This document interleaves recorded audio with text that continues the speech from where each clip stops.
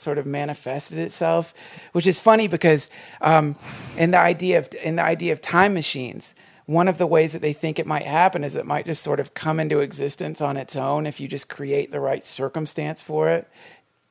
Anyway, well, it makes sense. All you have to do is you don't really have to create a time machine. You just have to create a portal for a time machine to use. Well, you know the MIT... and the time machine will show up from the future. You know the MIT experiment that they did? No.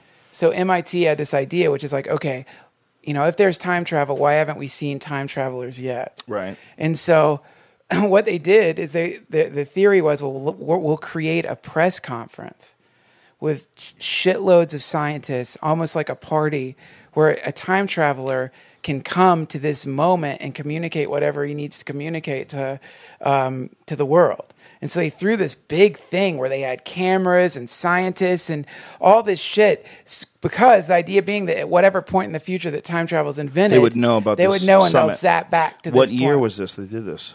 I think it was like the 80s. The 80s. Nobody they showed didn't know up. Shit back then. Nobody showed up. No scientists showed up either? No time traveler. No time travel, but the I guess scientists we'd all know showed if up. that. Yeah, the scientists showed up. Well, what they believe is that, and this is, might as well be talking about fucking the X-Men, Yeah. I don't really know who the fuck they are. Yeah. I'm just using that word. But what scientists believe is that when the first time machine is invented, that will be the moment that all other time travelers from now until eternity get to come back to that point, and any point in between. Yeah. They'll be able to flow freely through time once the door has been opened.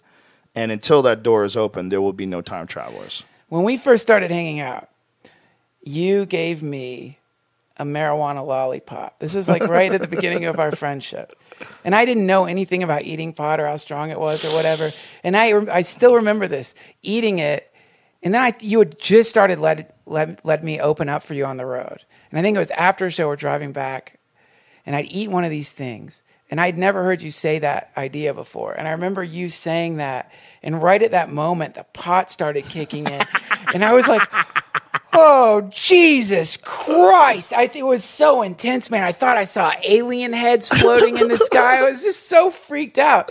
The idea is so crazy. Yeah. But what's really crazy is, look, just like the atomic bomb, the time machine is not just possible, it's inevitable. Yeah. If they're going to keep searching, if technology keeps increasing at the exponential rate that it always has been increasing at, with its complexity, with its innovation, they're going to get more and more information about matter and the universe and time, and they're going to get more and more power, more and more ability to process things. I mean, they just figured out some sort of a new chip that operates on light, some quantum leap in chip technology, and that computers are going to be like infinitely more powerful soon than they are now. I think the first time machine is actually going to be invented in your head, meaning they're going to program your head to go back into the 1940s, and before they actually will go back into. I think if you can think of it, it's possible. Right. That's a cool idea, though. It's going to open up your mind. It's going to open up your programming like of your a Hubble mind. telescope for time, where you can peer back into Right, time or right. something. And watch it, maybe. Yeah. No, you feel like you're in it. You feel like you're pretty back cool. in 1940, but your brain's just making you think you're in 1940. I've been talking about time machines a lot on stage lately, man. I've been doing a lot of time machine material.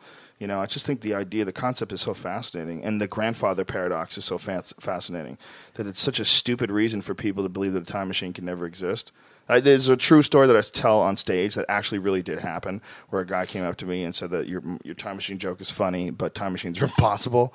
The guy wanted to argue that time machines could never be impossible because of the grandfather's theory. Oh, great. You know the grandfather paradox? Yeah, sure. The paradox is if a time machine was real, you could go back in time and kill your grandfather before your father was ever born. Thus, he could never have been born to make a time machine. Right. Which is like the most ridiculous logic ever. Like just because you could go back in time and kill your grandfather and you would cease to exist, just because you could do that doesn't mean you wouldn't do that. It means you could, and maybe people would, and they would cease to exist, and it would break time. I mean, it's possible that if people could really go back in time, they could break time. You know about John Titor? Yeah, it's nonsense. But no, it is nonsense, of course. But the way that he dealt with that paradox, which I think is really smart, is that when you're traveling back in time, you're not really traveling back in time.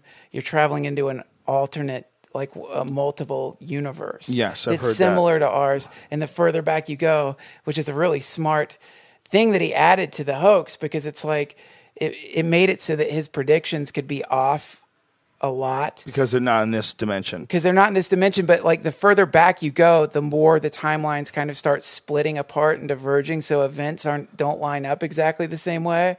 So it's a great idea hoax. of infinite universes saddens people. You know what? It just, when something looks that big, it makes people depressed.